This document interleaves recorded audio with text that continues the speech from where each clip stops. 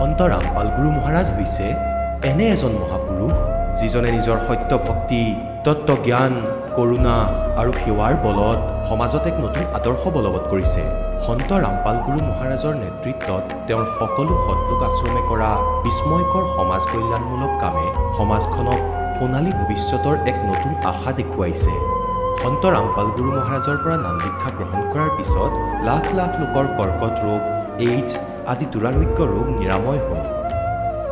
সন্তজনাৰ জ্ঞানৰ পৰা অনুপ্ৰাণিত হৈ তেওঁৰ অনুগামীসকলে লাখ লাখ ইউনিট ৰক্তদান কৰে। সন্তজনাই লাখ লাখ ভগ্নী কন্যাৰ যৌতুকমুক্ত বিয়াৰ আয়োজন কৰালে। সন্তজনাই লাখ লাখ মানুহক ড্ৰাগছ আসক্তিৰ পৰা মুক্ত কৰিলে। কোটি কোটি ধ্বংসপ্ৰাপ্ত পৰিয়াল শান্তিত লাগিল। সন্তজনাৰ আশ্ৰমত সমাৱেশৰ সময়ত বিনামূলীয়া চকুৰ চিকিৎসা আৰু দন্ত চিকিৎসাৰ ব্যৱস্থা কৰা হয়। সন্ত ৰামপাল গুৰু মহাৰাজৰ দ্বাৰা পৰিৱেশ সুৰক্ষাৰ উদ্দেশ্যে সময়ে সময়ে বৃহৎ পৰিসৰত বৃক্ষৰোপণ কৰা হয়। সন্তজনাই আৰ্তজনক তাৎক্ষণিক সকাহ দিবলৈ এম্বুলেন্স সেৱা আৰম্ভ কৰিছে। সন্তজনাই তেওঁৰ অনুগামীসকলক তেওঁলোকৰ শৰীৰ দান কৰিবলৈ অনুপ্ৰাণিত কৰে, যাতে মানৱতাৰ সেৱা আৰু চিকিৎসা ক্ষেত্ৰত উন্নতি কৰিব পৰা যায়। সন্ত ৰামপাল গুৰু মহাৰাজৰ সকলো আশ্ৰমত প্ৰতিদিনে বিনামূলীয়া ধৰ্মভোজৰ আয়োজন কৰা হয়, য'ত প্ৰতিবাৰেই প্ৰতিটো জাতি, প্ৰতিটো ধৰ্মৰ মানুহে একেলগে বহি ভোজন কৰে।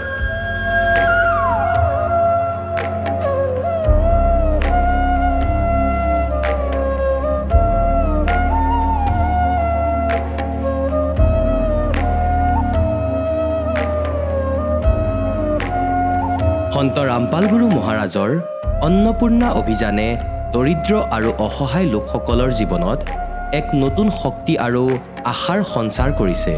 ঘৰে ঘৰে খাদ্য সামগ্ৰী আৰু প্ৰয়োজনীয় সাহায্য প্ৰদান কৰি সন্ত ৰামপাল গুৰু মহাৰাজে মানুহক দুখ আৰু অসহায় অৱস্থাৰ সৈতে যুঁজিবলৈ শক্তি প্ৰদান কৰিছে।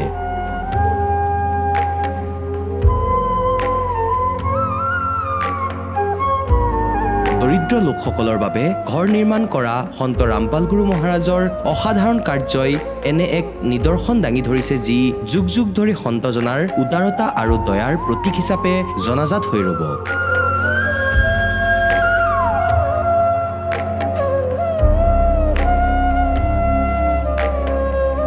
সন্ত ৰামপাল গুৰু মহাৰাজৰ আশ্ৰমত সহস্ৰাধিক বৃদ্ধ বৃদ্ধাই শ্ৰদ্ধা আৰু মৰমেৰে জীৱন যাপন কৰাৰ সুযোগ পায়। তেওঁলোকৰ থকা খোৱাৰ আৰু স্বাস্থ্যৰ সম্পূৰ্ণ দায়িত্ব সন্ত ৰামপাল গুৰু মহাৰাজে বহন কৰে। অনাথ শিশুৰ বাবে সন্ত ৰামপাল গুৰু মহাৰাজৰ সকলো আশ্ৰম বিশেষ বৰদানতকৈ কম নহয়, য'ত তেওঁলোকক শিক্ষা, সংস্কাৰ আৰু ভৱিষ্যতৰ বাবে উন্নত সুবিধা প্ৰদান কৰা হয়। বানপানী, ভূঁইকঁপ বা মহামাৰী যিয়েই নহওক, সন্ত ৰামপাল গুৰু মহাৰাজ আৰু তেওঁৰ অনুগামীসকল সদায় আৰ্তজনৰ বাবে আগৰণুৱা হৈ থাকে। ক'ভিড মহামাৰীৰ সময়ত সন্ত ৰামপাল গুৰু মহাৰাজৰ আশ্ৰমৰ পৰা কোটি কোটি লোকক খাদ্য, ঔষধ আৰু জীৱন ৰক্ষক সামগ্ৰী যোগান ধৰা হৈছিল। দুখীয়াক সকাহ কৰাই হওক বা যিকোনো শোষিত বা নিপীড়িত শ্ৰেণীৰ অধিকাৰ আৰু মৰ্যাদাৰ বাবে যুঁজ দিয়াই হওক, সন্ত ৰামপাল গুৰু মহাৰাজে সদায় তেওঁলোকৰ সকলো ন্যায্য দাবী চৰকাৰৰ ওচৰলৈ লৈ গৈছে আৰু তেওঁলোকক উপযুক্ত ন্যায় প্ৰদানৰ ক্ষেত্ৰত গুৰুত্বপূৰ্ণ ভূমিকা পালন কৰি আহিছে। সমাজত আধ্যাত্মিক আৰু সামাজিক মূল্যবোধৰ প্ৰতি সজাগতা অনাৰ প্ৰতিটো পদক্ষেপতে সন্ত ৰামপাল গুৰু মহাৰাজ মানৱতাৰ প্ৰকৃত সেৱক হিচাপে প্ৰমাণিত হৈছে। সন্ত ৰামপাল গুৰু মহাৰাজৰ জীৱনে আমাক শিকাইছে যে প্ৰকৃত সেৱা সেইটোহে যিটো নিস্বাৰ্থভাৱে কৰা হয়।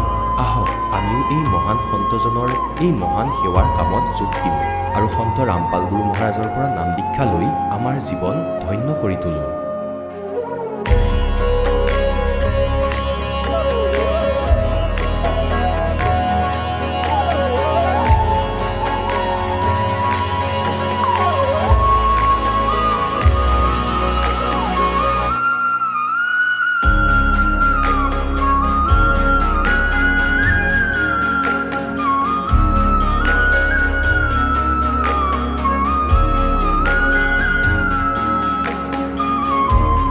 আপোনালোকক পৰিয়ালৰ সৈতে সৎলোক আশ্ৰমলৈ আন্তৰিকতাৰে আমন্ত্ৰণ জনোৱা হ'ল।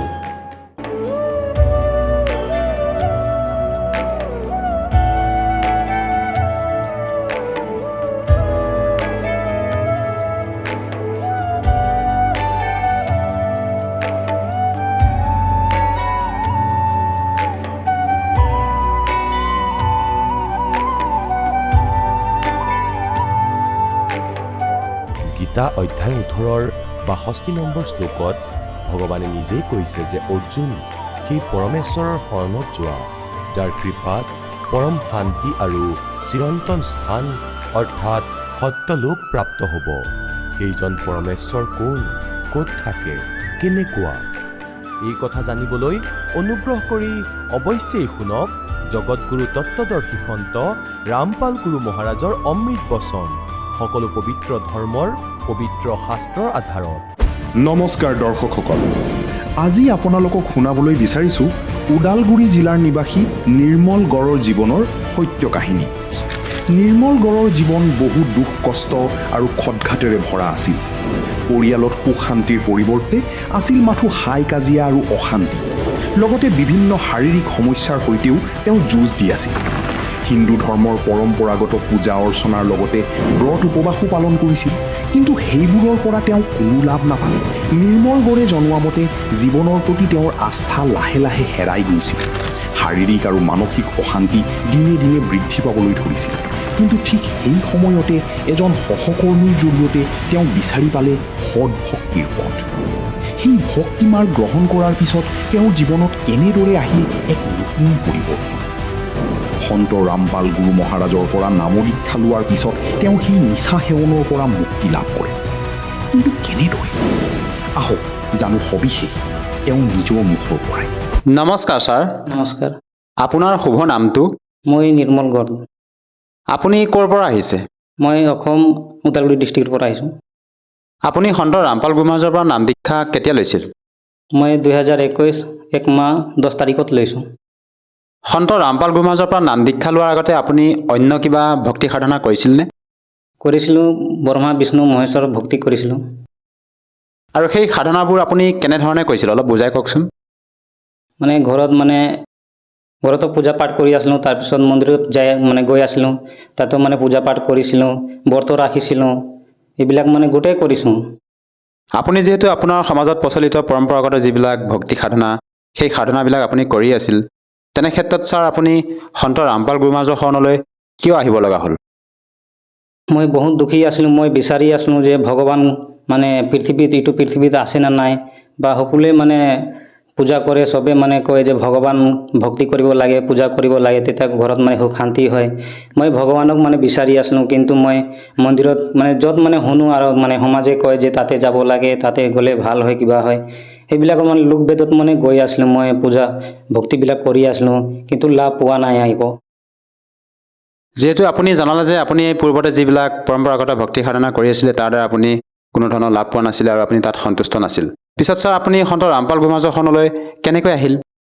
মই যেতিয়া দুখী আছিলোঁ তেতিয়া মই কামটোও কৰি আছিলোঁ, আৰু ইফালে বেমাৰটোতো লগত আছিলে মোৰ, কিন্তু কাকো মই কোৱা নাছিলোঁ যে মই এনেকুৱা বেমাৰ আছোঁ, এনেকুৱা মোৰ ঘৰত দুখী আছে।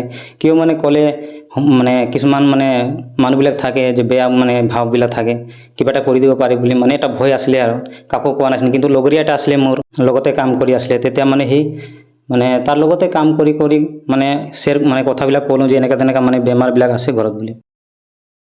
পিছত আপুনি সন্ত ৰামপাল গুৰু মহাৰাজৰ পৰা দীক্ষা কেনেকৈ ল'লে? তেতিয়া সি ল'ৰাটো যেতিয়া লগত কথা বতৰা ক'লোঁ, তেতিয়া সি ক'লে যে মোবাইলত সন্ত ৰামপালজী মহাৰাজৰ সৎসংগ আহে, বা এনেকুৱা জগতগুৰু আহিছে, পৃথিৱীত ভগৱান আহিছে, এনেকুৱা বুলি কৈছে। আৰু পিছত মই ক'লোঁ যে আপুনি কোনটো হয় সন্ত জগতগুৰু বুলি সুধিলোঁ তাক। তাৰপিছত সি মোবাইলত দেখালে মোক যে ৱালপেপাৰত সি থৈছিলে আৰু গুৰু গোবিন্দৰ ফটোটো। তেতিয়া মই ক'লোঁ যে সিজন কোন ভগৱান হয় বুলি। তেতিয়া ক'লে যে সি কবিৰ হয় বুলি ক'লে, কবিৰ দেৱ, আৰু সি সন্ত ৰামপালজী মহাৰাজ সেই ৰূপতে আহিছে বুলি ক'লে। আৰু তেতিয়া মই ভাবিলোঁ যে ইমান ভগৱানক বিচাৰি আছোঁ, আৰু ভগৱানে সেইটো ৰূপত আহিখিনি হাৰিয়ানাত আছে বুলি গম পাইছোঁ। আৰু পিছত আপুনি দীক্ষা কোন আশ্ৰমত গৈ ল'লে? গুৱাহাটী নামদান চেণ্টাৰত যাই তাৰ পৰা নাম দীক্ষা লৈছোঁ। ছাৰ, যিহেতু আপুনি পূৰ্বতে যিবিলাক সাধনা কৰি আছিলে তাৰ দ্বাৰা আপুনি সন্তুষ্ট নাছিলে আৰু আপুনি পৰমাত্মাৰ সন্ধান কৰি আছিলে, পিছত আপোনাৰ যিজন বন্ধু আছিলে গাঁৱৰ, সেই বন্ধুজনৰ মোবাইলত আপুনি যেতিয়া প্ৰত্যক্ষ কৰিলে যে সদগুৰু সন্ত ৰামপাল গুৰু মহাৰাজৰ ছবি দেখিলে, তাৰপিছতে আপুনি তেখেতৰ অলপ জ্ঞান বুজি তেখেতৰ শৰণাগত হৈ আপুনি নাম দীক্ষা ল'লে। এতিয়া বৰ্তমান আপুনি সন্ত ৰামপাল গুৰু মহাৰাজৰ পৰা নাম দীক্ষা লৈ যি আপুনি সাধনা কৰি আছে আৰু পূৰ্বতে আপোনাৰ যিবিলাক সমস্যা আছিলে সেই সমস্যাবিলাক নাম দীক্ষা লোৱাৰ পিছত আপোনাৰ দূৰ হ'লনে? হয় ছাৰ, মই যোনদিনা নাম দীক্ষা লৈছোঁ সেইদিনা মানে মোৰ মানে যোৱা টাইমত যেতিয়া নাম দীক্ষা ল'ব মানে ঘৰৰ পৰা ওলাইছোঁ তেতিয়া মানে মোৰ দেহাটো অলপ মানে কিবা কিবি লাগি আছিলে, কিন্তু তথাপি মই ভাবিলোঁ কিবা এটা কাৰণত মানে কিবা এটা হৈ আছে, মই মানে গুৰুদেৱক ইয়াদ কৰি মই গৈছোঁ, যি হ'লে হ'ব আজি মই যাই আছোঁ মানে, কিন্তু মনটো লাগি আছে যে তাতে গ'লে মানে কিবা এটা হ'বই হ'ব বুলি মানে বিশ্বাসটো এটা লাগিছিলে মোৰ। কি মানে সৎসংবিলাক চাইছোঁ গুৰুদেৱৰ মানে, তেতিয়া সৰু মোবাইল আছিলে মোৰ মানে, তো নামটো মানে গম পাইছোঁ যে সন্ত ৰামপালজী মহাৰাজ বুলি জগতগুৰু মাৰি দিছোঁ, গোটেই মানে লিষ্টত আহি গৈছে মানে বহুতখিনি জগতগুৰু ওলালে, কিন্তু মই তাতে চালোঁ যে কোনে কেনেকুৱা জ্ঞান দি আছে মানে, এনেতো নামটো জানো গুৰুদেৱৰ, তেতিয়া মানে দেখা পালোঁ তলত কিবা কৰোঁতে, তেতিয়া মানে গুৰুদেৱৰ ফটোটো দেখা পালোঁ, তাৰ পৰাই মানে ভিডিঅ'টো চালোঁ আৰু তেতিয়া মানে গুৰুদেৱে মানে গীতাবিলাক মানে খুলি মানে দেখাই আছিল যে মানে স্বৰপুৰুষ অক্ষৰ পুৰুষ পৰম অক্ষৰ পুৰুষ বুলি মানে আঙুলি মানে ৰাখি মানে গীতা অধ্যায় 15 আৰু শ্লোক নম্বৰ 17 বিলাকৰ মানে কিবাটো দেখাই আছিলে। তেতিয়া মই মানে বুজি পোৱা নাই যে মানে নতুন জ্ঞানটো নাছিলে মোৰ, তেতিয়া মই ভাবিলোঁ যে গুৰুদেৱে কি দেখাই আছে স্বৰপুৰুষ অক্ষৰ পুৰুষ পৰম অক্ষৰ পুৰুষ, একো মানে বুজি পোৱা নাই, এনেকুৱা হ'ল আৰু কথাটো। ছাৰ আৰু এটা কথা, আধুনিকতাৰ এই যুগতো যে এজন সন্তৰ পৰা নাম দীক্ষা লোৱাৰ পিছতে আপোনাৰ শাৰীৰিকভাৱে যি সমস্যা আছিলে সেইবিলাক দূৰ হৈছে। আপোনাৰ যি শাৰীৰিক মানে সমস্যা আছিলে তাৰ বাবে হয়তো আপুনি উন্নত চিকিৎসা কৰা হ'লেও ঠিক হ'ল হয় নিশ্চয়, যিহেতু আমাৰ বৰ্তমান আধুনিকতা এই যুগত চিকিৎসা পদ্ধতি উন্নত হৈছে। আপোনাৰ যি সমস্যা আছিলে, আপোনাৰ শাৰীৰিক যি মানে বেমাৰ আছিলে, সেই বেমাৰৰ কাৰণে আপুনি ডক্টৰৰ কাষলৈ গৈছিলনে? মই ডাক্তৰ তাতো গৈছোঁ, তাৰপিছত আল্ট্ৰাচাউণ্ড এইবিলাক গোটেই কৰিছোঁ, কিন্তু মানে শৰীৰৰ পৰা বেমাৰটো একো মানে পোৱা নাই, মানে ধৰা পৰা নাই। তাৰপিছত আৰু এইফালে কবিৰাজত তাতো বহুত দাউৰিছোঁ, মানে বহুতখিনি মানে দাউৰিছোঁ, মানে 3 দিন 4 দিন এনেকুৱা মানে কবিৰাজ তাতে থাকোঁ আৰু ট্ৰিটমেণ্ট কৰি মানে তথাপি মানে ঘৰত আহিলে আৰু এনেকাই হৈ যায় মানে, খালি খৰচাটো হৈ আছে মানে, কিন্তু লাভ একো পোৱা নাই।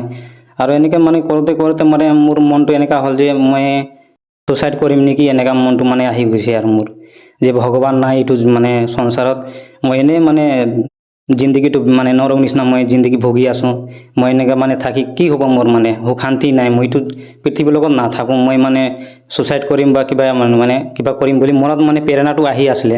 তথাপি মনৰ পৰা মানে ভিতৰত এটা মানে পৰমাত্মাৰ দয়া আছিলে যে বেটা অলপ, দেউতাও কৈ আছিলে যে কেতিয়াবা মানে ভাল হ'ব, এইটো মালিকে দয়া কৰিব বুলি মানে মোক মানে কিবা দি থৈছে মানে, তেতিয়া মই সেইটোৱে মানে হিচাপত মানে মা দেউতাৰ হিচাপতে মই বিচাৰি আছিলোঁ মানে ভগৱানক। ছাৰ, যিহেতু আপুনি পৰমাত্মাৰ সন্ধান কৰি আছিলে, বৰ্তমান আপুনি সন্ত ৰামপাল গুৰু মহাৰাজৰ পৰা দীক্ষা লৈ পৰমাত্মাৰ সন্ধান পালে, এতিয়া আপুনি সৎভক্তি কৰি শাৰীৰিকভাৱে সুস্থ হৈছে। এইটো ছাৰ সঁচাকৈ এটা আচৰিত কথা, আধুনিকতা এই যুগতে যে এজন সন্তৰ পৰা নাম দীক্ষা লোৱাৰ পিছতে শাৰীৰিকভাৱে সুস্থ হ'ব পাৰি বা বিভিন্ন সমস্যাৰ পৰা পৰিত্ৰাণ পাব পাৰি।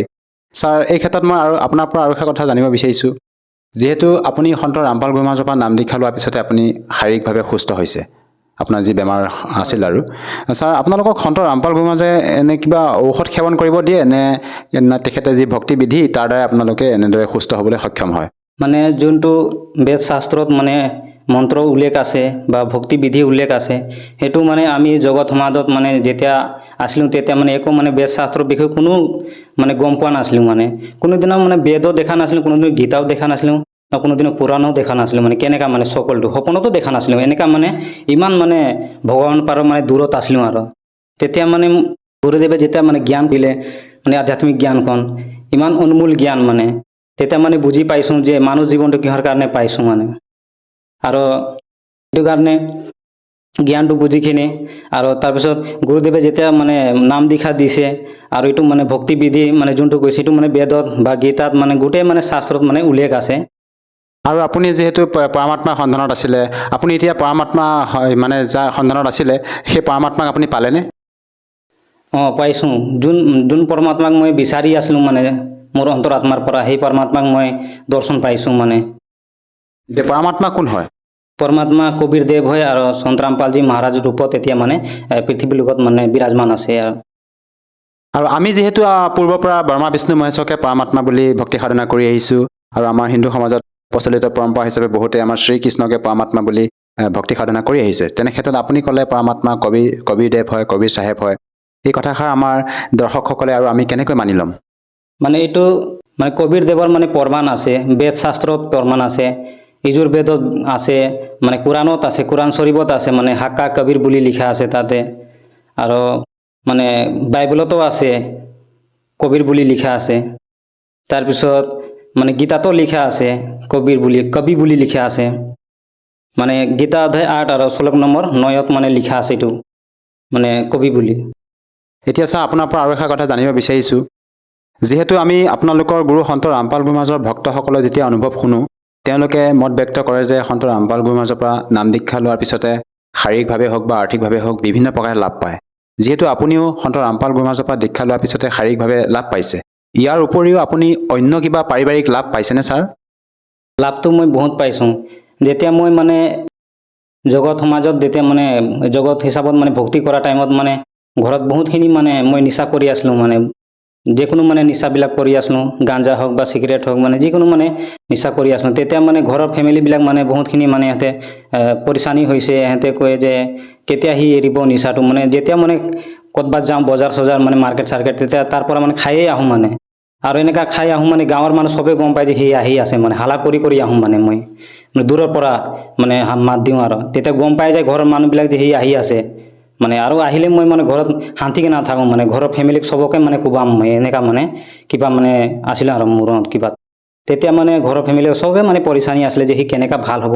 আৰু মোৰ যিবিলাক মানে ৰিষ্টাদাৰবিলাক আছিলে, যিবিলাক ফেমিলি কিবাবিলাক আছিলে, ৰিলেটিভবিলাক, এইবিলাকো চবেই বেয়া পাই আছিলে যে মানে মানুহটো কেনেকুৱা বেয়া হৈ গ'ল, কেতিয়া ভাল হ'ব, মানে টেনশ্যনত আছিলে মানে সিহঁতে। মই ভিতৰত মানে মই ভাবোঁ যে যিবিলাক মানে নিচা বস্তু আছে এইবিলাক মই এৰি দিম। কচম খাইছিলোঁ, মানে কিমান বাৰ খালোঁ হিচাপ নাই। যেতিয়া মানে গুৰুজীৰ পৰা নাম দীক্ষা লৈ গৈছোঁ, তেতিয়া ঘৰত যাই ক'লোঁ যে মই গুৰুদেৱৰ পৰা নাম দীক্ষা লৈছোঁ, আজিৰ পৰা এই নিচা বোলা বস্তু মই মানে ত্যাগ দিছোঁ, আৰু আজিৰ পৰা মানে গ্ৰহণ নকৰোঁ বুলি কৈছোঁ। তেতিয়া আমাৰ ভগতমতীয়ে ক'লে, তোৰ ডাইলেক্টটো মই বহুত শুনা পাইছোঁ বুলি কৈছে মানে মোক। তই আগতেও এনেকুৱা ঠগাইছে কিমানবাৰ, আৰু এতিয়া মানে আৰু ঠগাই আছা। মই কৈছোঁ এইটোৱে অন্তিম আছিলে আৰু ইয়াৰ পৰা নাই আৰু বুলি কৈছোঁ। তেতিয়া সি বিশ্বাস কৰা নাই। এক সপ্তাহমান মোক চালে। আৰু যেতিয়া মই নাম দীক্ষা লৈ আহিছোঁ, তেতিয়া মোৰ এনেকুৱা লাগিলে যে পৰমাত্মাৰ পৰা ডাইৰেক্ট কানেকশ্যন হৈ গ'ল মোৰ, এনেকুৱা মানে। আৰু চাই আছোঁ চব বেলেগ বেলেগ লাগি আছে, মোক অনুভৱত লাগি আছে যে লগৰীয়াবিলাক আছিলে সিহঁতেও মাত দিছে, সিহঁতেও খাব যায় সন্ধিয়া হ'লে মানে মদে চেৰেবে। তেতিয়া মানে মই সিহঁতৰ ফালে একদম মনটো যোৱা নাই মাৰো। পিছত যোনদিনা নাম দীক্ষা লৈ আহি আছোঁ, যেতিয়া গৈছোঁ তেতিয়া নাম দীক্ষা ল'বৰ কাৰণে, তেতিয়া মই ঘৰৰ পৰা চিগাৰেট খাই গৈছিলোঁ। মানে মই যোনদিনা নাম দীক্ষা লওঁ সেইদিনা মানে চিগাৰেট খাই গৈছোঁ।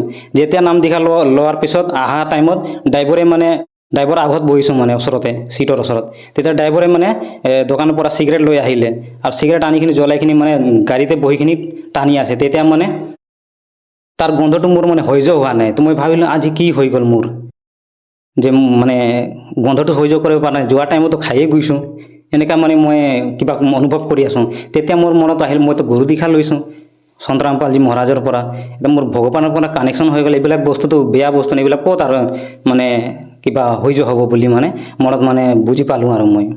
ছাৰ, এইটো সঁচাকৈ আচৰিত কথা। এজন সাধাৰণ সন্তৰ পৰা নাম দীক্ষা লোৱাৰ পিছতে আপুনি নিচা সেৱন কৰাৰ যি এটা বদ অভ্যাস আছিল আপোনাৰ, সেই বদ অভ্যাসটো আপুনি সম্পূৰ্ণৰূপে ত্যাগ কৰিবলৈ সক্ষম হৈছে। এইটো ছাৰ আচৰিত কথা। সন্ত ৰামপাল গুৰু মহাৰাজে আপোনালোকক এনেকুৱা কি ভক্তিবিধি প্ৰদান কৰে, যাৰ বাবে নেকি আপুনি আজি নিচাৰ দৰে বদ অভ্যাসৰ পৰা পৰিত্ৰাণ পালে? সৎ ভক্তিত এনেকুৱা মানে শক্তি আছে সন্ত ৰামপালজী, যোনটো মন্ত্ৰ মানে জপ দিয়ে বা যোনটো নাম দিয়ে, সেই নামত মানে বহুত শক্তি আছে। যিমান ডাঙৰ নিচা নকৰক, কিন্তু যেতিয়া সন্ত ৰামপালজী মহাৰাজৰ পৰা যদি হৃদয় মনৰ পৰা যদি নাম দীক্ষা লয়, তেতিয়াহ'লে গুৰুদেৱে মানে আশীৰ্বাদত মানে আৰু নাম দীক্ষাত মানে এইটো বস্তুটো অট'মেটিক মানে কিবা হৈ যায়। মানে তাক মানে কোনেও মানে ক'ব নালাগে যে এইটো খাব কিবা কৰিব নাই। এতিয়া যদি কোনোবা ভকতে আমাক যদি কয় যে মানে ভকতে 1 লাখ টকা দিলেও বা 2 লাখ টাকা দিলেও আমাক মানে এইটো চিগাৰেটটো খাচোন বে মানে বুলি ক'লে, ডিমাণ্ড কিবা কৰিলে 1 লাখ টাকা মানে কিবা দিলেও, ঘোষ দিলেও আমি নলওঁ। মানে কিয়, আমি মানে নিজৰ জিন্দগীৰ পৰা, নিজৰ মানে আধ্যাত্মিক জ্ঞানৰ পৰা এইটো জ্ঞানখন পাইছোঁ যে মানুহ জীৱনটো এনে পোৱা নাই। যদি এদিন আমি চিগাৰেট খাই দিওঁ, তেতিয়া আমাৰ যিমানখিনি ভক্তি মানে আমি কৰিছোঁ, এইবিলাক চব নষ্ট হৈ যাব। সেইটো কাৰণে আমাৰ মানে এইবিলাকত মানে ভয় সোমাই গৈছে, মালিকৰ মানে প্ৰতি আমাৰ প্ৰেম ভাৱ আছে। এইটো কাৰণে আমি এইবিলাক বস্তুত মানে গ্ৰহণ নকৰোঁ, আৰু কোনোবা যদি বিচাৰে তাকো আমি নিদিওঁ মানে। ছাৰ, এইখিনিতে আৰু এষাৰ কথা জানিব বিচাৰিছোঁ। আমি শুনিছোঁ যে আপোনালোকৰ গুৰু সন্ত ৰামপাল গুৰু মহাৰাজে মানে শ্ৰাদ্ধ শ্ৰাদ্ধ এইবিলাক মানে কৰ্মকাণ্ড কৰিবলৈ মানা কৰে। এই ক্ষেত্ৰত ছাৰ, আমাৰ হিন্দু সমাজত প্ৰচলিত এই পৰম্পৰাবিলাক আমি যদি নকৰোঁ, তেন্তে ছাৰ আমাৰ যিবিলাক আমাৰ পূৰ্বপুৰুষ, তেওঁলোকৰ মুক্তি কেনেকৈ হ'ব, বা আমি এইবিলাক নকৰিলে আমাৰ সমাজে কেনেকৈ মানি ল'ব যে শ্ৰাদ্ধ কৰিব নালাগে বা এইবিলাক কৰিবলৈ মানা আছে?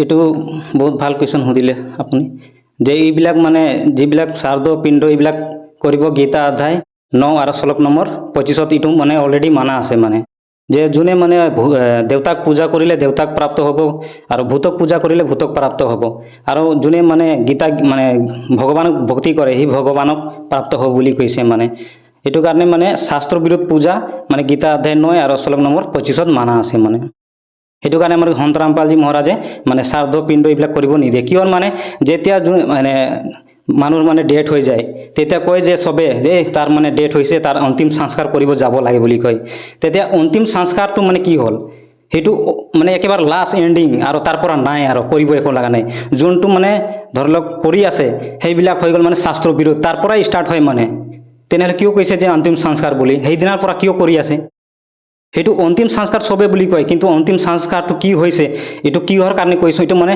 কোৱাটো কৈ দিয়ে মানে হাৱা নিচিনা কিন্তু এইটো বস্তুটো লক্ষ্য কৰিব পৰা নাই সমাজে যে এইটো অন্তিম সংস্কাৰ মানে কি এটা মালিকৰ দয়াত এতিয়া সবেই এইবিলাক জ্ঞানবিলাক মানে পাই আছে এতিয়া বুজি পাই আছে সমাজে ঠিক তেনেকাই মানে সেইটো কাৰণে আমাৰ সন্ত ৰামপালজী মহাৰাজে মানে এইবিলাক মানে কৰ্মকাণ্ড এইবিলাক কৰিব মানে মানা আছে আৰু এইটো কৰিলে পিতৰ লগত ভূত পূজাহে বুলি কয় এইটো বুলি কৈছে ছাৰ যিহেতু আমাৰ ভাৰতবৰ্ষত লাখৰ তুলনাত আধ্যাত্মিক গুৰু আছে তেনে ক্ষেত্ৰত ছাৰ আমি এজন প্ৰকৃত সৎগুৰুক কেনেকৈ নিৰ্ণয় কৰি উলিয়াম যিদৰে আপোনালোকে সন্ত ৰামপাল গুৰুমাজক সৎগুৰু হিচাপে মানি ভক্তি সাধনা কৰি আছে এনে আজি সকলোৱে সমাজে শিক্ষিত আছে সবে মানে নিজৰ ধৰ্ম গ্ৰন্থ চাব পাৰে আৰু আমাৰ মানে সৎগুৰুৰ মানে পহচানটো গীতা অধ্যায় 15 আৰু শ্লোক নম্বৰ 17 আৰু 1 পৰা 4 লৈকে মানে কিবা দিছে মানে যে সংসাৰৰূপী যোনটো মানে পিপলৰ বৃক্ষ আছে সেই বৃক্ষৰ বিষয়ে মানে গোটেই মানে টোটেলি জানে সি মানে তত্ত্বদৰ্শী সন্ত হয় বুলি কৈছে তাৰপিছত আৰু কৈছে যে যেতিয়া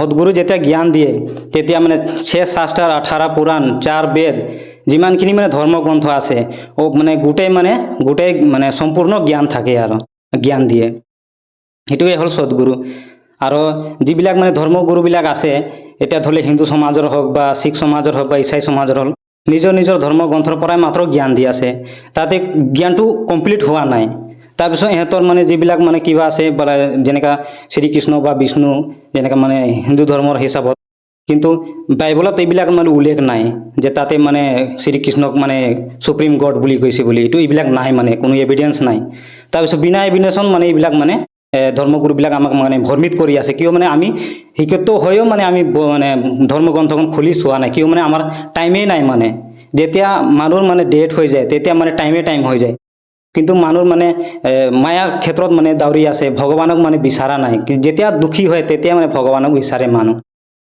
ছাৰ শেষত এতিয়া আপুনি কি বাৰ্তা দিব বিচাৰিব যিহেতু আপুনি সন্ত ৰামপাল গুৰু মহাৰাজৰ পৰা নাম দীক্ষা লোৱাৰ পিছতে আপুনি শাৰীৰিকভাৱে হওক বা আৰ্থিকভাৱে হওক পাৰিবাৰিকভাৱে হওক বিভিন্ন প্ৰকাৰে আপুনি লাভ পালে যিসকল দৰ্শকে আজি আপোনাক টিভি স্ক্ৰীণত প্ৰত্যক্ষ কৰি আছে তেওঁলোকক আপুনি কি বাৰ্তা দিব বিচাৰে যাতে তেওঁলোকেও আপোনাৰ দৰে উপকৃত হ'ব পাৰে মইতো গুৰুদেৱৰ সন্দেশ গুৰুদেৱে দি আছে সন্দেশটো কিন্তু মই এটা দাস হওঁ দাস হিচাপত মই ক'ব বিচাৰিছোঁ যে সকলোৱে সমাজে পঢ়া লিখা আছে আজি যিকোনো চেনেলত মানে গুৰুদেৱৰ সৎসংগ চলি থাকে ইউটিউব হওক বা ফেচবুক খুলি চালে যত মানে যিমানখিনি চেনেল পাব যিমানখিনি আছে তাতে মানে গুৰুদেৱৰ মানে সৰু না সৰু এটা মানে ৰিলছ বা ভিডিঅ' বা লাইভ মানে কিবা এটা পাবই পাব তাতে মানে আপুনি জ্ঞানটো চাইখিনি মানে নিজে মানে ভাবিব পাৰিব যে এইটো সঁচা জ্ঞান না মিছা জ্ঞান এইবিলাক নিজে মানে কিবা কৰিব পাৰিব জ্ঞানৰ আধাৰত তেতিয়া আপুনি চোৱাৰ পিছতো মানে কোনো শংকাই নাথাকিব যে সন্ত ৰামপালজী মহাৰাজে জ্ঞানটো মানে মিছা বা কিবা তেতিয়া মানে সব প্ৰমাণ আপোনাক মানে আঙুলি উঠাই মানে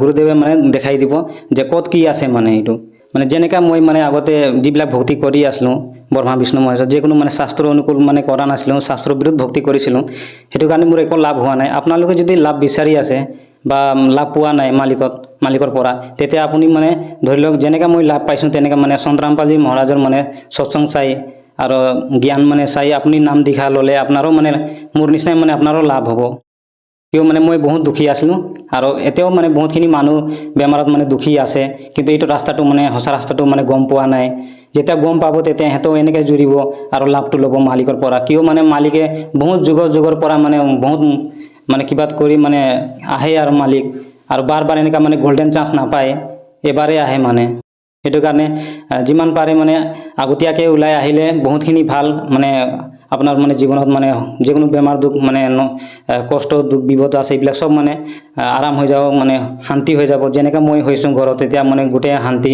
কোনো হাই কাজিয়া নাই কোনো মানে পাৰেচানী নাই কোনো মানে কিবা নাই ঠিক তেনেকৈ মানে ছাৰ যিহেতু আপোনালোকৰ গুৰু সন্ত ৰামপাল গুৰু মহাৰাজৰ ঘৰ হৈছে হাৰিয়ানা প্ৰান্তত আমি অসমৰ পৰা তেখেতৰ পৰা যদি নাম দীক্ষা ল'ব বিচাৰোঁ কেনেকৈ ল'ব পাৰিম ছাৰ এনেতো বিভিন্ন মানে প্লেটফৰ্মত মানে সন্ত ৰামপালজী মহাৰাজৰ জ্ঞান চলি আছে মোবাইলত মানে ইউটিউবত সন্ত ৰামপালজী মহাৰাজ মানে মাৰিলে আহি যাব সৎসংবিলাক তাতে মানে সৎসং চাইখিনি মানে তাতে মানে তলত মানে নম্বৰ চলি থাকে সেইটো নম্বৰত আপুনি ডায়েল কৰি মানে আশ্ৰমৰ বিষয় বা নামদান চেণ্টাৰৰ বিষয়ে মানে আপুনি সুধিব পাৰিব তাৰ পৰা কণ্টেক্ট কৰি আপুনি নামদান চেণ্টাৰৰ বিষয়ে সুধিখিনি তাতে যাই আপুনি নাম দীক্ষা লৈ মানে ভক্তি মানে ষ্টাৰ্ট কৰিব পাৰিব ধন্যবাদ থাকিল ছাৰ নমস্কাৰ ছাৰ দৰ্শকসকল আপোনালোকে শুনিলে সন্ত ৰামপাল গুৰু মহাৰাজৰ পৰা নাম দীক্ষা প্ৰাপ্ত কৰি সুখী হোৱা ভকতৰ অনুভৱ এতিয়া চাওক জগতগুৰু তত্ত্বদৰ্শী সন্ত ৰামপাল গুৰু মহাৰাজৰ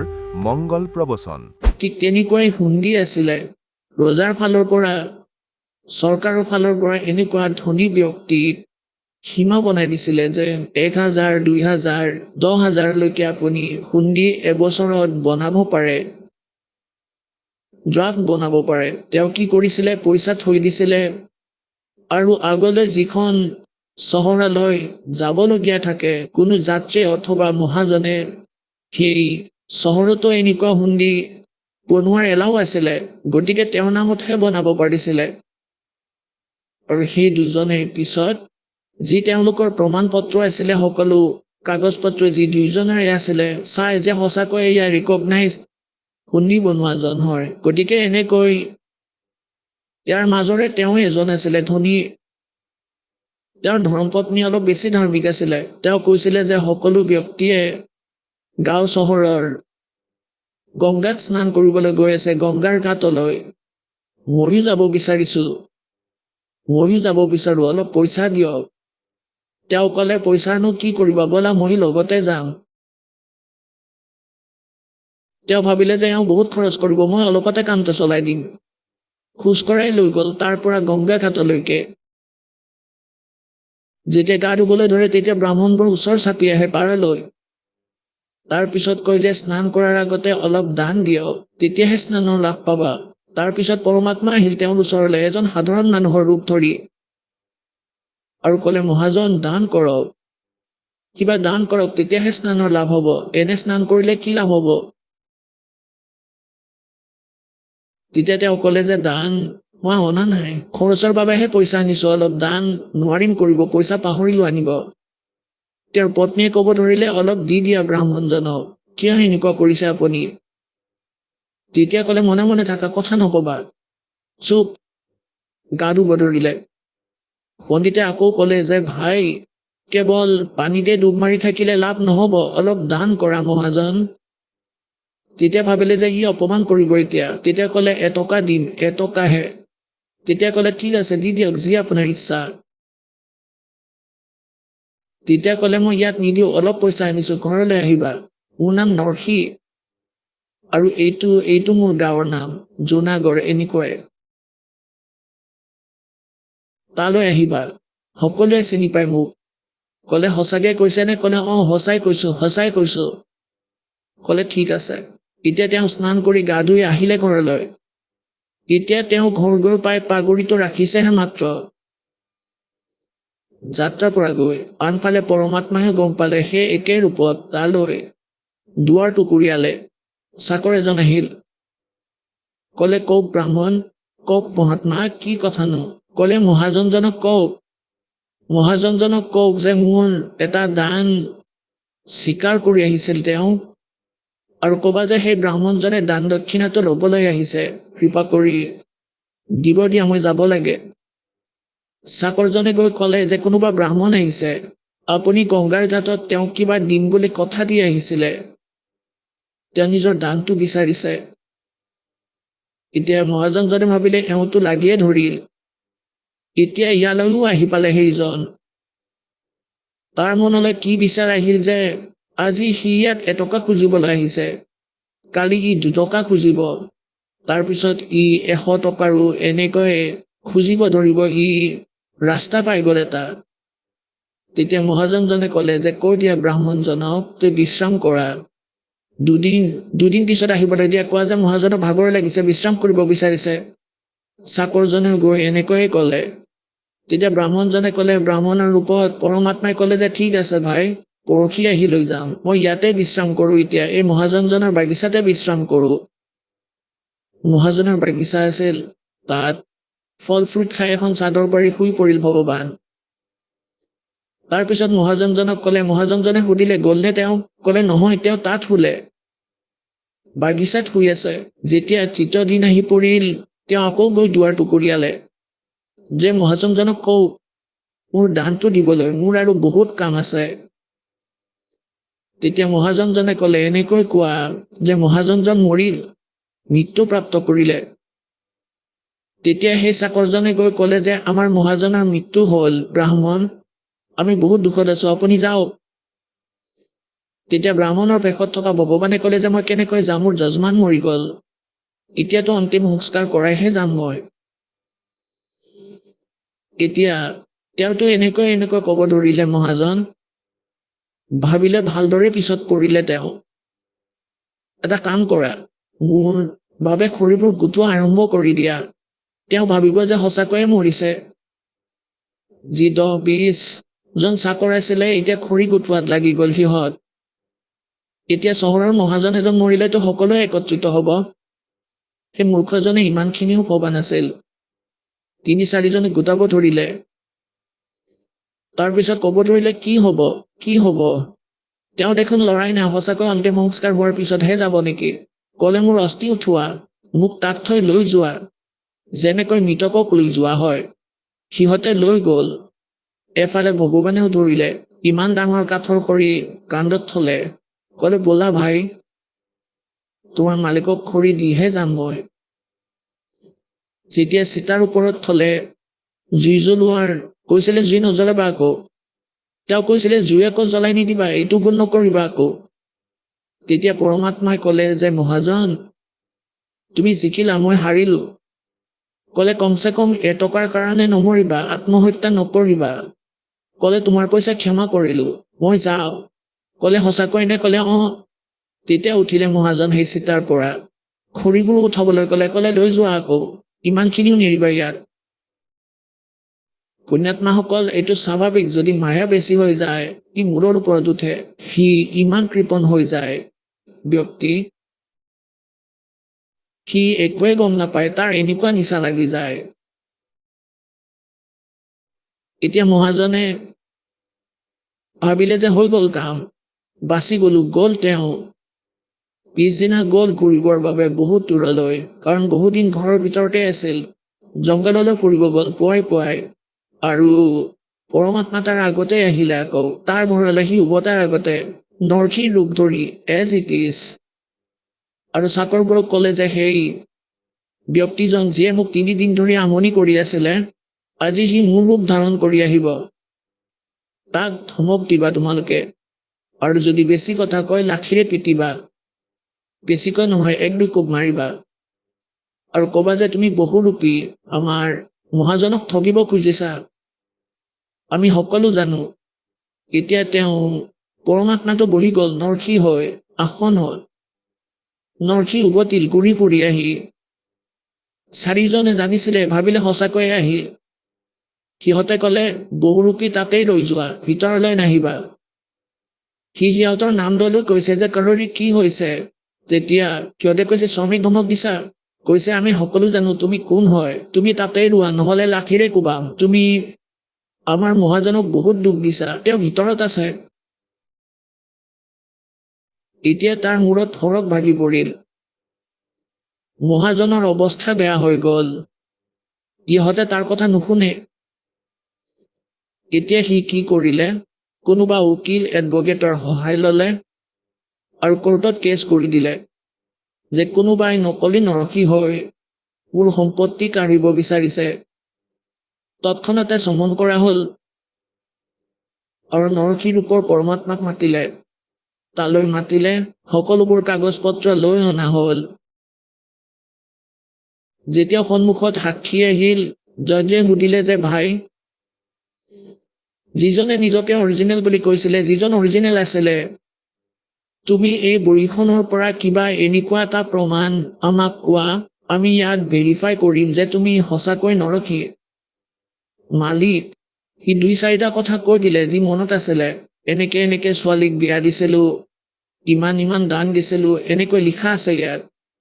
এটা সময়ত এনেকুৱা হৈছিলে, 2-এটা কথা মনত আছিলে, ইমান নাছিলে। তাৰপিছত আকৌ পৰমাত্মাক সুধিলে যে আপুনি কওক। যেতিয়া পৰমাত্মা সকলোখিনি শুনাই দিলে, এৰ পৰা জেডলৈকে, এতিয়া সেই অৰিজিনেল নৰসিকটো ডুপ্লিকেট বুলি সিদ্ধ কৰি দিলে কোৰ্টে, আৰু পৰমাত্মাক অৰিজিনেল নৰসিক কৰি দিলে। এতিয়া অৰিজিনেল নৰসিক জংঘললৈ গৈ মূৰত হাত থৈ বহি পৰিল যে ই কোনটো জন্মৰ শত্ৰু আছিলে, মোৰ সকলো সম্পত্তি কাঢ়িলে। তাৰপিছত পৰমাত্মা গ'ল বামুণৰ ৰূপ ধাৰণ কৰি আৰু ক'লে, নৰসি ভগত, তুমি দেখিলা? ক'লে, দেখিলো। কোৱা এতিয়া আৰু কি বিচাৰিছা তুমি, কি লাগে আৰু? তেতিয়া ক'লে যে মই আপোনাৰ পৰা এইটো বিচাৰিছোঁ যে আপুনি নিজৰ জীৱনটো ঠিক কৰক। ক'লে, ঠিকেই কৰিলা দেখোন, মোৰ সম্পত্তিবোৰ কাঢ়িলা। পৰমাত্মাই ক'লে, সম্পত্তিখিনি আগতেও মোৰেই আছিল, এইটো তোমাৰ ভুল ধাৰণা। কায়া আপনি হে নহি, ইয়ে মায়া কাহা সে হো। যিহেতু তোমাৰ শৰীৰে নিজৰ নহয় মূৰ্খ, এই ৰূপৰ মুদ্ৰাবোৰক নিজৰ বুলি ভাবি আছা, তোমাৰ বুদ্ধি ভ্ৰষ্ট হৈছে। और चरण कमल में ध्यान रखो भाई इन दोनों को खो। এইবোৰ পাহৰি যোৱা। नंगा आया जगत में नंगा ही तू जावे, बीच में ख्वाबी ख्याल है ये मन माया भरमावे। वो पृथ्वी पति चकवे गए जिनके चक्कर चलंत, रावण सरीखे कौन गिने भाई ऐसे गए अनंत। अगम निगम को खोज ले बुद्धि विवेक विचार, उदय अस्त का राज मिले तो बिन नाम बेगार। তেতিয়া পৰমাত্মাই ক'লে যে তোমাক এটা চৰ্ততহে উভতাই দিব পাৰিম। ক'লে, কোৱা কি চৰ্ত আছে, কোৱা। যে তুমি এয়া দান কৰি দিয়া, নহ'লে তোমাৰ বাবে ভয়ংকৰ সিদ্ধ হ'ব। তুমি শিল বালি একত্ৰিত কৰিছা, সন্তান তোমাৰ নাই, এজনীয়ে পুত্ৰী আছিল, বিয়া দি দিলা, এইবোৰ কি কৰিবা তুমি? তুমি মৰিলে তোমাৰ সম্বন্ধীয়বোৰে ভগাই ল'ব, খুৰা পেহা ভাইসকলে, আৰু তুমি হ'বা গাধ। ধন ইমানো ল'ব নালাগে, তুমি 2-20 কৰি থৈছা। তোমাৰ ভালৰ বাবে কৈ আছো ভাই। বহু সময় সৎসংগ শুনালে পৰমাত্মাই বুদ্ধি ঠিকনালৈ আহি গ'ল। পৰমাত্মাই ক'লে, যদিহে দান দিয়া তেতিয়াহে দিম, নহ'লে তুমিও নোপোৱা। আৰু দান কৰিলে তোমাৰেই পাপ কটা যাব, অলপ সঁহাৰি পাবা তুমি। কথাখিনি বুজি পালেহি। ক'লে, আপুনি যি কয় মই তাকেই কৰিম। ক'লে, হ'ব তেন্তে। সি উভতি আহিল। এতিয়া সেই অৰিজিনেল নৰসিজন আহিল। ক'লে, যোৱা ভগাই দিয়া। সেইদিনাখনেই সি ধৰ্মভোজ পাতি দিলে, গৰীবক ভগাই দিলে, সাধু সন্তবোৰক মাতিলে, মানে 56 কোটি সম্পত্তি ভগাই দিলে। তাৰপিছত এটা জুপুৰি সাজি তাতেই থাকিব ল'লে। 2 পতি-পত্নীয়ে। তাৰ পত্নীজনী ধাৰ্মিক আছিল, তাৰ সকলো কথাতে লগত থাকে। ক'লে, ভালেই হ'ল, পাপ কটা যাব। আমি এতিয়া কি কৰিম, বহি ভক্তি কৰিম, নহ'লে গোটেই ৰাতি চিন্তাতেই থাকা, এতিয়া কোনো সমস্যা নাই। ভালেই হ'ল, পাপ কটা যাব। এতিয়া পৰমাত্মাই কেনেকৈ দয়া কৰে। এতিয়া তাৰ যি হুণ্ডি চলিছিলে, এতিয়া সি দুখীয়া হ'ল, সেইবাবে গভৰ্ণমেণ্টে কেঞ্চেল কৰি দিলে। আগতে বহুত নাম আছিলে তেওঁৰ। তাৰপিছত 4জন ভগত আহিল, তেওঁলোকে দ্বাৰকা যাবলৈ বিচাৰিছিলে, দ্বাৰকাৰ দৰ্শন কৰিবলৈ। দ্বাৰকালৈ যাব বিচাৰিছিলে, জগন্নাথৰ দ্বাৰকালৈ। দ্বাৰকালৈ যাব বিচাৰিছিলে, যেনেকৈ আজিকালি যায় ভ্ৰমিত হৈ। তাত গৈ থাকে দ্বাৰকাত। দ্বাৰকাটো সমুদ্ৰত আছে, এনে বাহিৰত মন্দিৰ এটা আছে। দ্বাৰকাটো ধ্বংস হৈছে, তথাপিও তালৈ যায় দৰ্শনাৰ্থে। সিহঁত আহিল নগৰলৈ, য'ত নৰসী আছিলে। তেওঁলোকে সুধিলে যে নৰসীৰ ঘৰ কোনটো হয়, মহলটো ক'ত আছে, আমি হুণ্ডি বনাব বিচাৰিছিলোঁ। তেতিয়া মানুহে ধেমালিতে ক'লে যে তেওঁ আজিকালি বাহিৰত, তেওঁ সন্ন্যাস লৈছে, কিন্তু ধনৱান হয়ে তেওঁ, বহুত মহাজন হয়, কিন্তু আজিকালি বহুত ভেম ধৰে তেওঁ। এবাৰ দুবাৰত নামানিব, মানা কৰি দিব হুণ্ডি বনাবলৈ, কিন্তু তুমি যদি জোৰ কৰি কোৱা তেতিয়াহে কৰিব। সিহঁতে গম লৈ সেই জুপুৰি গৈ পালে য'ত পতি পত্নীয়ে বাস কৰি আছে, নগৰৰ বাহিৰত। সেই সাধু ভকতসকলে ক'লে যে মহাজন, এই 500 মুদ্ৰা লওক ৰূপৰ, আমাক হুণ্ডি বনাই দিয়ক দ্বাৰকাৰ। আপুনি চিনি পোৱা কোনোবা মহাজনৰ নামত হুণ্ডি থকা? তেতিয়া তেওঁ ক'লে যে মহাত্মা, মই এতিয়া দুখীয়া, মোৰ হুণ্ডি নচলে, গভৰ্ণমেণ্টে কেঞ্চেল কৰি দিছে, আপুনি কোনোবা আনৰ পৰা বনাই লওক। তেতিয়া চাৰিওজনৰে খং উঠিল। তেতিয়া তেওঁ ক'লে যে গাঁৱৰ মানুহে ঠিকে কৈছে, আপুনি অকৰ্মণ্য হৈছে। এতিয়া নৰসীয়ে ভাবিলে যে তেওঁ কিবা কৈ দিব, এতিয়া মোক অভিশাপ দিব, আৰু মানুহে এতিয়া মোক লৈ ধেমালি কৰিব ধৰিছে। ভগৱানৰ ৰাস্তাত অহাৰ বাবে মই বেয়া হ'লো এতিয়া। যেতিয়া মোৰ ওচৰত ধন আছিলে সকলোৱে সন্মান কৰিছিলে, কিন্তু মই মোৰ বচনত থাকিব লাগিব। ভগৱানে যি কৈছিলে, গুৰুদেৱে, এতিয়া বামুণ ৰূপধাৰীজনক গুৰু বুলি মানিব ধৰিছিলে। তেওঁতেই আধাৰিত হৈ থাকিম। তেওঁ ভাবিলে যদি মোক কিবা ওলট পালট কৈ দিয়ে, মোক অভিশাপ যাতে নিদিয়ক। তেওঁলোকক প্ৰৱিত কৰি থৈছে, মই ক'লে নামানিব। গতিকে তেওঁ এখন কাগজ খুজিলে যে কাগজ আনা। তেওঁলোকে গাঁৱৰ পৰা কাগজ এখন আনিলে।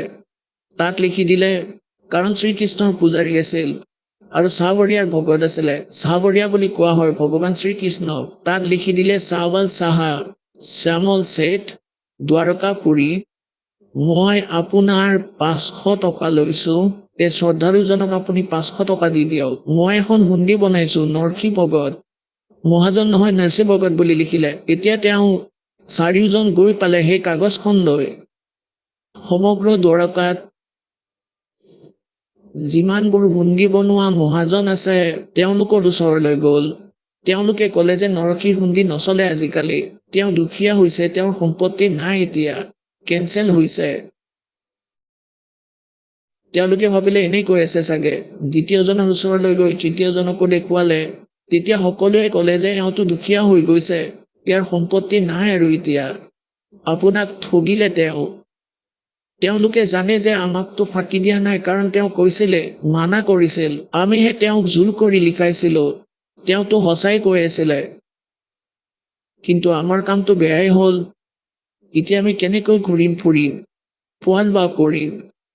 বেয়া কথা হ'ল, কিন্তু সিহঁতৰ ইমানখিনি বিশ্বাস আছিল, আমাৰ পইচাখিনি সুৰক্ষিত হৈ থাকিব, তেওঁ ভাল মানুহ, গ'লে উভতাই দিব নিশ্চয়। এনেকৈ তেওঁলোকে হৰিদ্বাৰখন ঘূৰা ফুৰা কৰি গুচি গ'ল বাহিৰলৈ। সকলোৱেতো একে কথাই কৈছিল। বাহিৰত সমুদ্ৰৰ এফালে বহি পৰিল গছ এডালৰ ওচৰত আৰু বহুত চিন্তাত আছিল যে কি হ'ব এতিয়া। সেইফালে নৰসীয়ে কি কৰিলে, তেওঁ 500 টকাৰ খোৱা বোৱা কৰা বস্তু আনি, আজিৰ 5 লাখ টকা হ'ব সেই 500 টকাটো, আৰু সকলো আনি চাউল, ঘি, গাখীৰ, ক্ষীৰ, লাড্ডু, জিলাপি বনাই ধৰ্মভোজ পাতি দিলে। সাধু সন্তবোৰক মাতি ৰুটি আদি বনাই। এতিয়া কি হ'ল যে নৰসীয়ে দেখিলে, ভগৱানক প্ৰাৰ্থনা জনালে, ধ্যানমগ্ন হ'ল যে পৰমাত্মাক গৈ পালেনে নাই হুণ্ডি লৈ সাধুৰ ওচৰলৈ।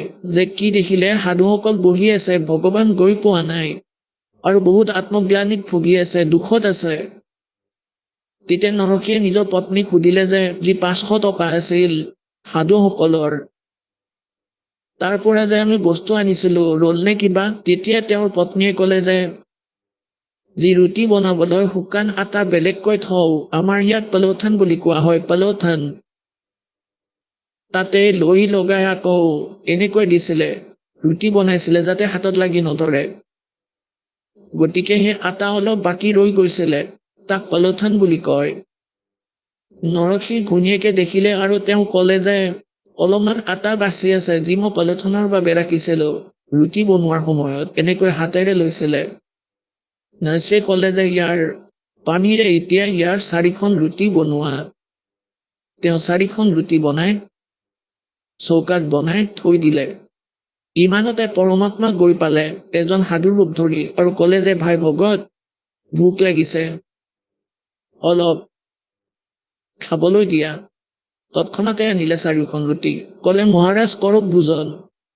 এতিয়া ভোজন খাবলৈ ধৰিলে ভগৱানে এইফালে, আৰু সেইফালে শ্বাহ নামৰ এজন মহাজন হৈ, যেনেদৰে সেই মাৰৱাৰী মহাজনবোৰ থাকে, দীঘল কুৰ্তা ধুতি পিন্ধা, কাণত এটা কলম লৈ থাকে, আৰু ইয়াত এখন বহি, আৰু গৈ পালে তালৈ সাধুবোৰৰ ওচৰলৈ। আৰু পৰমাত্মাই ক'লে যে ক্ষমা কৰিবা মহাত্মাসকল, অহাত অলপ পলম হ'ল মোৰ। মই শ্বাহা হয়, শ্বাহৱাৰীয়া শেঠ হয়।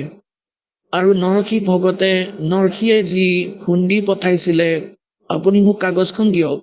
সেই কাগজ দিলে আৰু ক'লে আহা তোমালোকক পইচাটো দিওঁ।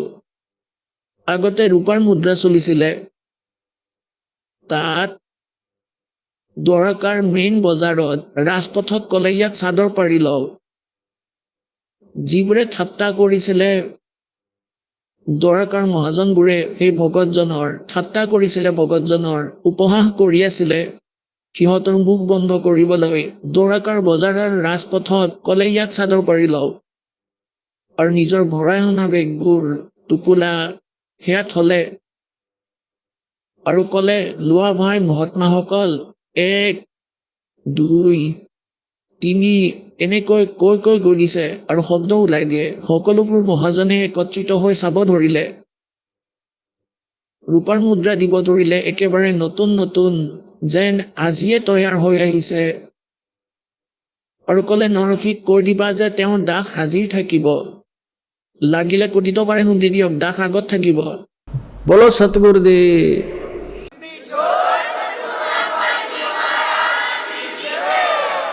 পৰমাত্মাই কয় जो जन मेरी शरण है ताका हूँ मैं दास और गेल गेल लाग्या फिरूं। पीछे पीछे जाओ जब तक धरती आकाश, जो बच्चा गऊ की नजर में यूं साईं को संत, भक्तों के पीछे फिरे वो भक्त वत्सल भगवंत। তাৰ পিছত কি হয়, গৰিদাস চাহেবদেৱে পৰমাত্মা কবিৰদেৱৰ বিষয়ে কৈছে, নৰসিং जी की हुंडी दीनी वह सावल सा कहाया, द्योती का ब्याह भया तब भात भरण को आया।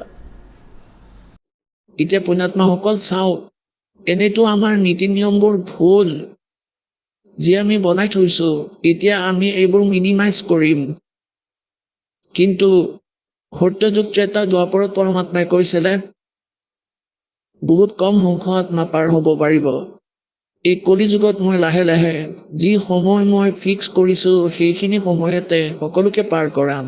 পাৰ হোৱাৰ বিধিও কৈছে তেওঁ, সেয়া দাসে আপোনালোকক কৈ থাকিব। কিন্তু দাসে আপোনালোকক বাৰে বাৰে কৈছে যে কাল ভগৱান ইয়াৰে প্ৰভু স্বামী, এই 21 ব্ৰহ্মাণ্ডৰ ই ক্ষৰ পুৰুষ, ইয়াক ক্ষৰ ব্ৰহ্ম বুলিও কোৱা হয়, ইয়াক ব্ৰহ্ম বুলিও কোৱা হয়। ই কাল হয়, জ্যোতিস্বৰূপী নিৰঞ্জন হয়, ব্ৰহ্মা বিষ্ণু মহেশ্বৰৰ পিতা হয়, দুৰ্গাৰ স্বামী।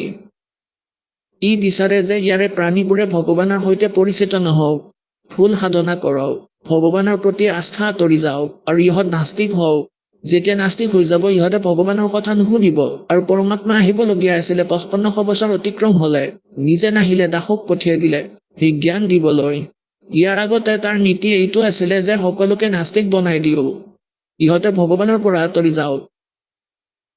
আৰু পৰমাত্মাই এইটো বিচাৰিছিলে যে এওঁলোকৰ তাত কলিযুগৰ মধ্য প্ৰজন্মলৈকে পৰমাত্মাৰ প্ৰতি আস্থা ইচ্ছা থাকক। আজিলৈকে আমি চাওক, নৰসীৰ দৰে মহাপুৰুষৰ গুণগান আমি আজিলৈকে কৰি আহিছো, যিমানবোৰ প্ৰচাৰক আছে, আৰু যি কাৰণে আমাৰ আস্থা হৈ আছে যে ভগৱানে এনেকুৱা কৰে।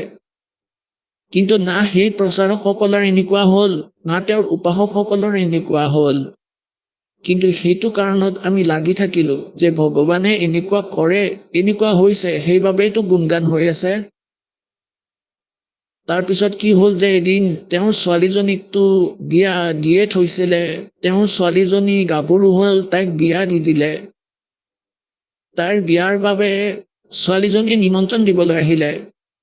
নিজৰ দেউতাকক আমি কিছুমান নিয়ম বনাই থৈছোঁ, গতিকে এই নিয়মবোৰ ভাল নহয়, ইয়াৰ বাবে ভগৱান দুখী হৈছিলে, বহুত কিবা কিবি কৰিলে। এতিয়া তেওঁৰ ছোৱালীজনী আহি দেউতাকক ক'লে যে দেউতা আপোনাৰ নাতিনীৰ বিয়া, এইটো দিনত নিয়ম আছে, আপুনি আহিব। তেতিয়া তেওঁ ক'লে যে মই নিৰ্ধনী কংগাল ব্যক্তি না, মোৰ ওচৰত পইচা ধন নাই, কিন্তু মই আহিম পুত্ৰী, নাম ল'ম ৰামৰ। মই যদিও দুখীয়া হৈছোঁ, তোমাৰ দুৱাৰলৈ নিশ্চয় আহিম। ছোৱালীজনী গুচি গ'ল। তাত বিনিময় স্বৰূপে কিবা এটা দিয়া হয়, সেই নিয়মটোত তেওঁ একো দিব নোৱাৰিলে। এয়া দেখি তাইৰ শাহুমাকে ছোৱালীজনীৰ মাকে বহুত কিবা কিবি ক'লে, ছোৱালীজনীক বহুত বেয়াকৈ ক'লে যে তেওঁ নাশ কৰি দিলে, সকলো সম্পত্তি শেষ কৰি দিলে, দুখীয়া হৈ পৰিল, আমাৰ অপমান কৰি দিলে। আগতে আমাৰ সন্মান শিখৰত আছিল, এতিয়া ছোৱালীজনীয়ে কি ক'ব, ধৈৰ্য ধৰিলে, চকু পানী টুকিব ধৰিলে এফালে মনে মনে গৈ। এতিয়া নৰসী চিন্তাত পৰিল যে কেনেকৈ তালৈ যাম, কোন মোৰ লগত থাকিব। যদি তেওঁ মহাজন হৈ থাকিল হয় আৰু তেতিয়া এইটো হ'ল হয়, তেতিয়া তেওঁৰ লগত যাবলৈ শ মানুহ একত্ৰিত হ'ল হয় গাঁও নগৰৰ। কিন্তু সেইদিনা কোনো নাহিলে। তেওঁৰ ওচৰলৈ অন্ধ চুৰদাস কেইজনমান আহিছিলে, নৰসীৰ জুপুৰিত বহিছিলে, সৎসংগ কৰিছিলে, বিচাৰ পৰামৰ্শ কৰিছিলে আৰু গুচি গৈছিলে। তাৰে মাজৰ এজন শিক্ষণ নামৰ বুদ্ধিমান আছিলে চুৰদাসসকলৰ মাজত। সি ক'লে যে আজি তোমাৰ মাতত গভীৰতা নাই নৰসী, কিবা চিন্তা টেনচন হৈছে নেকি? তেওঁ ক'লে যে এনেকৈ মোৰ ছোৱালী আহিছিলে, মোৰ নাতি ছোৱালীৰ বিয়া আহিছে আৰু সেইবাবে চিন্তা হৈছে। নৰসীয়ে কথাখিনি ক'লে। তেতিয়া শিক্ষণ চুৰদাস অন্ধজনে ক'লে যে ভাই ভগৱানৰ ওপৰত ভৰসা ৰাখা, মন নাভাঙিবা, আমি যাম তোমাৰ লগত। ক'লে নগৰৰ কোনোৱে নাযায়। ক'লে আমি যাম তোমাৰ লগত। সিহঁত মুঠ 16 জন আছিলে। ক'লে আমি যাম তোমাৰ লগত, চিন্তা নকৰিবা, কোনো কথা নাই, দেখা যাব ভগৱানে কি কৰে, সন্মানে পাওঁ বা অপমানে পাওঁ, জীয়ৰীৰ দুৱাৰত নিশ্চয় গৈ উপস্থিত হ'ম। আগতে ভ্ৰমণ কৰিবলৈ তাত গৰু গাড়ী আছিলে, কিন্তু এতিয়া গৰু গাড়ীও নাই। গাঁৱৰ পৰা খুজি আনিলে, কোনোবাই গৰুটো এনেকুৱা দি দিলে, যি ক'ৰ পৰা খোজা বস্তু এনেকৈয়ে দিছিলে যিবোৰ ৰিজেক্টেড হয়। কাৰোবাক এটা গৰু খুজিলে, কাৰোবাক আন এটা, তেওঁলোকে বেয়া বস্তু দি দিছিলে, কামত নহা গৰু। আৰু গাড়ীখনো আছিল বেয়া। ক'লে লৈ যোৱা মহাজন। এতিয়া মহাজনে সেইখন গাড়ীতে 2টা গৰুক বান্ধি লৈ গ'ল সেই গৰু গাড়ীখন।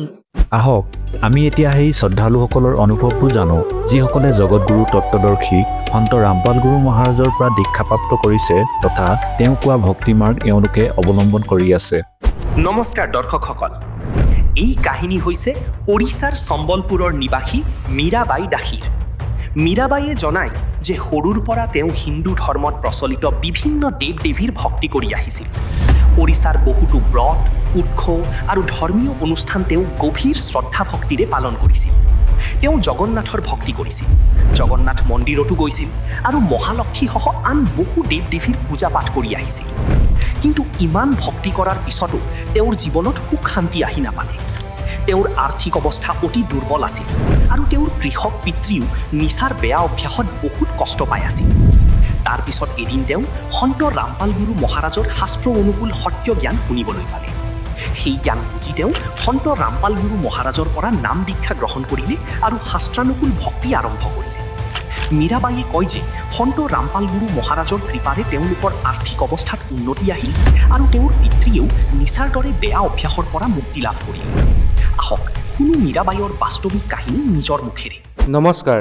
নমস্কাৰ, কি নাম আপোনাৰ? মোৰ নাম মীৰাবাই দাসী। মীৰা, আপুনি ক'ৰ পৰা আহিছে? মই গাঁও জামপালি পৰমানপুৰ, জিলা সম্বলপুৰ, উৰিষ্যাৰ বাসিন্দা। সন্ত ৰামপালদেৱ মহাৰাজৰ পৰা নাম দীক্ষা আপুনি কেতিয়া ল'লে? সন্ত ৰামপালদেৱ মহাৰাজৰ পৰা মই 29 ডিচেম্বৰ 2013ত নাম দীক্ষা লৈছিলোঁ। সন্ত ৰামপালদেৱ মহাৰাজৰ পৰা নাম দীক্ষা লোৱাৰ আগত আপুনি কি ভক্তি সাধনা কৰিছিল? মই সকলো হিন্দু দেৱী দেৱতাৰ পূজা কৰিছিলোঁ।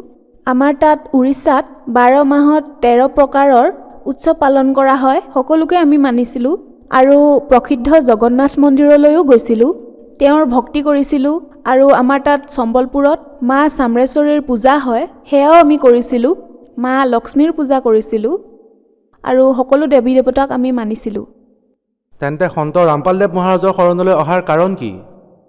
সন্ত ৰামপালদেৱ মহাৰাজৰ জ্ঞানক মই বুজিলোঁ আৰু বাকী ধৰ্মগুৰুতকৈ তেওঁক পৃথক যেন লাগিল।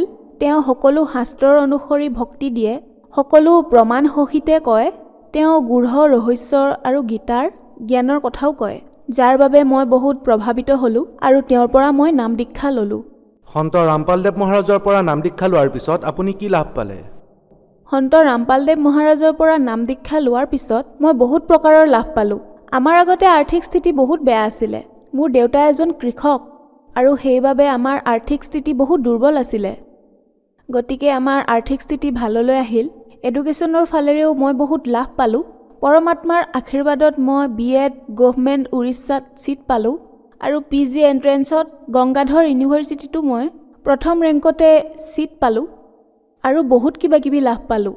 মোৰ দেউতাই এবাৰ শস্য সিঁচি থকাৰ সময়ত তেওঁ খেতিত বিষাক্ত যি কীটনাশক দ্ৰব্য ব্যৱহাৰ কৰিছিলে, সেই সময়ত নাকৰ জৰিয়তে তেওঁৰ শৰীৰত প্ৰৱেশ কৰিছিলে আৰু গোটেই শৰীৰত বিষ বিয়পি গৈছিল আৰু আমি বুৰ্লা হস্পিটেলত আমি এডমিট কৰালোঁ আৰু তেওঁৰ স্বাস্থ্য বেয়াৰ ফালে গৈ আছিল। কিন্তু সন্ত ৰামপালদেৱ মহাৰাজৰ দয়াত তেওঁ একেবাৰে সুস্থ হৈ গ'ল। শস্য সিঁচি থকাৰ সময়ত এজন ল'ৰা সেইটো বছৰতে মৰি গৈছিলে আৰু বহুত বেয়া অৱস্থা হৈ গৈছিল।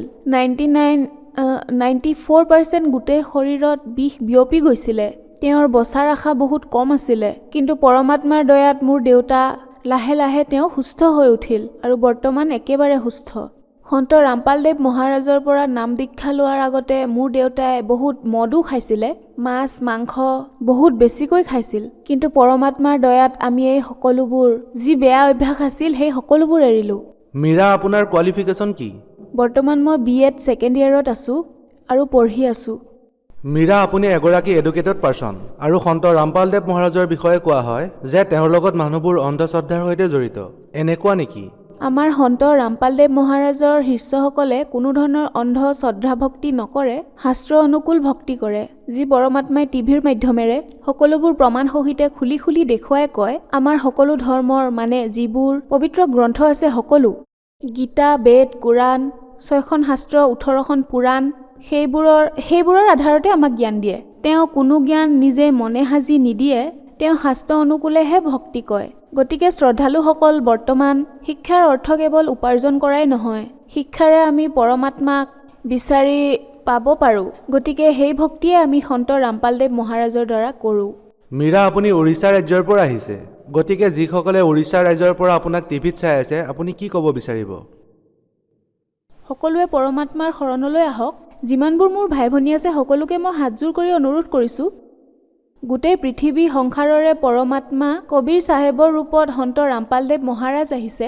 তেওঁৰ জ্ঞানক বুজি পঢ়ক আৰু তেওঁৰ সৎসংগ চাওক আৰু তেওঁৰ পৰা নাম দীক্ষা লৈ তেওঁৰ দ্বাৰা আপুনি নিজৰ কল্যাণ কৰোৱাওক।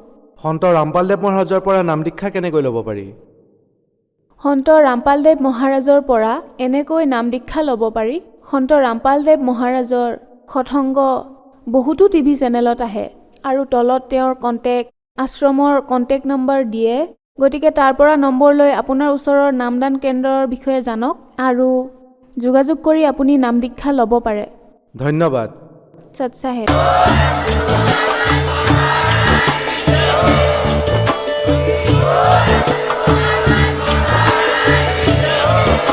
আপুনি শুনি আছিলে জগতগুৰু তত্ত্বদৰ্শী সন্ত ৰামপাল গুৰু মহাৰাজৰ মংগল প্ৰবচন। অধিক জানিবৰ বাবে ভিজিট কৰক www.jagatgururampalji.org। সন্ত ৰামপাল গুৰু মহাৰাজৰ শুভ আশীৰ্বাদত সমগ্ৰ বিশ্বতে 500তকৈ অধিক নাম দীক্ষা কেন্দ্ৰ আছে, য'ত সন্ত ৰামপাল গুৰু মহাৰাজৰ দ্বাৰা বিনামূলীয়াকৈ নাম দীক্ষা দি থকা হৈছে। আপোনাৰ ওচৰৰ নাম দীক্ষা কেন্দ্ৰৰ ঠিকনা জানিবলৈ সম্পৰ্ক কৰক 7082208528।